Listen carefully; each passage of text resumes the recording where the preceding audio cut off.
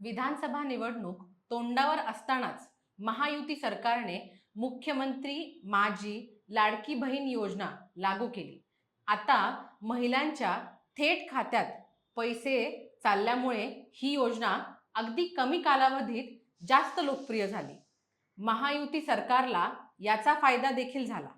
पण निवडणुकीनंतर मात्र महायुती सरकारचा या योजनेबाबत सूर बदललेला सातत्याने दिसत आहे.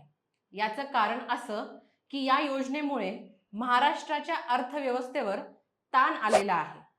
यामुळेच तर मंत्री आदिती तटकरे यांनी लाडक्या बहीण योजनेची पडताळणी सुरू केली आहे. आता याच लाडक्या बहीण योजनेवरून स्टेट बँक ऑफ इंडियाने थेट महायुती सरकारला इशारा दिला आहे.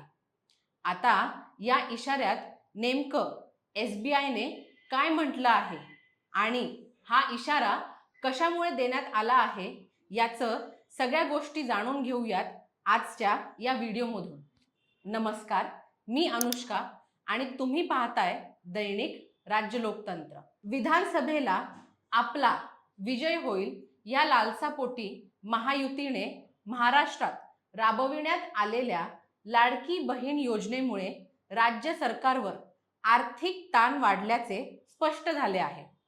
त्याचा परिणाम आगामी अर्थसंकल्पावर दिसू शकतो, असा इशारा state bank of India SBI ने दिला आहे. तसेच अशा योजनांची अंमलबजावणी करताना अधिक विचार करण्याची आवश्यकता असल्याचेही SBI ने सुचवले आहे. अजित पवार यांनी 2024-25 वर्षांचा अर्थसंकल्प जाहीर केला. त्यावेळी लाडकी बहीण योजना जाहीर करण्यात आली. आगामी निवडणुकीच्या पार्श्वभूमीवर ही प्रलोभन दाखवण्यासाठी योजना जाहीर करण्यात आल्याची टीका करण्यात आली होती. दरम्यान SBIच्या मते लाडकी बहीण योजनेसारख्या योजनांमुळे राज्याच्या आर्थिक स्थैर्यावर मोठा परिणाम होत आहे. आता उदाहरण पाहायचं झालं तर कर्नाटकातील गृहलक्ष्मी योजना राबविण्यासाठी दरवर्षी सुमारे 28,608 कोटी रुपये खर्च होतो, जो कर्नाटकच्या महसुलाच्या 11% आहे. तर पश्चिम बंगालमधील लक्ष्मी भंडार योजना राबविण्यासाठी दरवर्षी 14,400 कोटी रुपये खर्च होतो, जो पश्चिम बंगालच्या महसुलाच्या 6% आहे. आता याच धर्तीवर लाडकी बहीण योजना महाराष्ट्र सरकारवरने राबवली आहे. या लाडक्या बहीण योजनेसाठी 46,000 कोटी रुपये लागतात.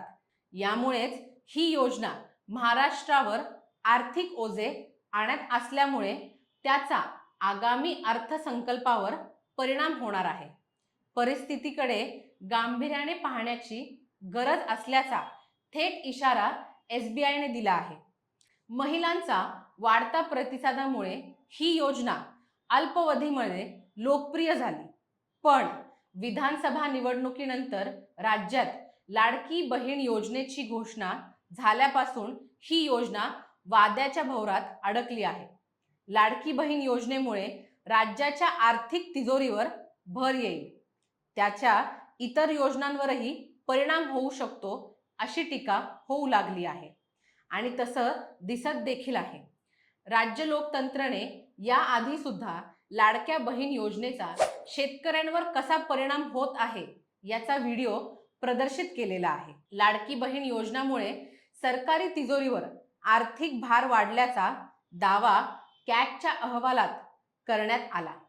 राज्य सरकारने संकलन आणि खर्च यात ताळमेळ नसल्याने कॅगने म्हटले आहे. त्यानंतरही लाडकी बहीण योजनेचे पैसे परत घेतले जाणार असल्याची चर्चा राज्यात सुरू झाल्या. याशिवाय राज्य सरकार एकूण उत्पन्नाच्या 23 ते 24% कर्ज घेण्याची क्षमता बाळगते. मात्र सध्याच्या स्थितीनुसार राज्याच्या अर्थव्यवस्थेवरील कर्जाचा स्तर 18% वर पोहोचला आहे. त्यामुळे नवीन कर्ज घेण्यास फारसा वाव उरलेला नाही. तसेच GSPDच्या प्रमाणात राजकोषीय दायित्वांमध्ये वाढ होत असल्याचेही दिसत आहे. 2018-19 मध्ये हे प्रमाण 17.27% होते, तर 2022-23 मध्ये 18.73% पर्यंत वाढलं होतं. 2024-25च्या अर्थसंकल्पीय अंदाजानुसार एकूण कर्ज GSPDच्या 18.35 असेल. यामुळे राज्याच्या आर्थिक व्यवस्थेवर अधिक ताण येण्याची शक्यता आहे आणि भविष्यात कर्ज घेण्याचे पर्याय मर्यादित होऊ शकतात. त्यामुळे आता महायुती सरकारने या योजनेचा लाभ घेणाऱ्या महिलांचा पत्ता कट करायला सुरुवात केली आहे. 2 कोटी महिलांनी लाडक्या बहिणीचा लाभ घेतला, असं निवडणुकीपूर्वी छाती ठोकपणे सांगणारी महायुती सरकार आता लाडक्या बहिणींच्या मुळावर उठलं आहे, असा प्रश्न उपस्थित होतो. आता या विषयावर तुमची मते आणि प्रतिक्रिया आम्हाला कमेंट करून नक्की कळवा. आणि जर राज्य लोकतंत्र चॅनलवर नवीन असाल तर चॅनलला सबस्क्राईब करायला विसरू नका. धन्यवाद. दैनिक राज्य लोकतंत्र.